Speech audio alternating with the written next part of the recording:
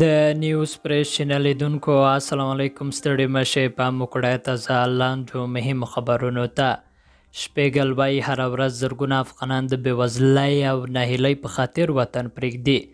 د راپورونو له مخې ایران له افغانستان سره په پوله باندې څار زیات کړی او هغو خلکو ته چې د ویزو د اخیستلو او قانوني تګ وس نه لري اوس یوازې د نیمروز له لارې ایران ته د اوږدو قاچاقي لاره پاتې ده.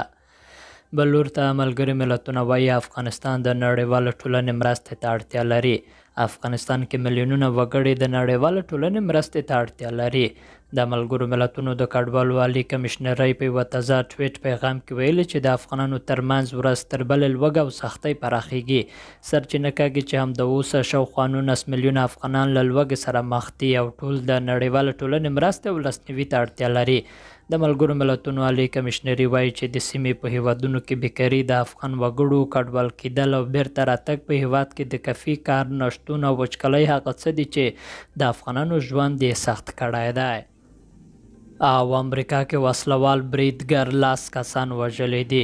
په امریکا کې یوه وسلوال کس 10 کسان وژلي دي. د راپورونو له مخې دغه پیښه په نیویارک ښار کې د ټاپ په نامه په یوه پلورنځي کې رامنځته شوې ده.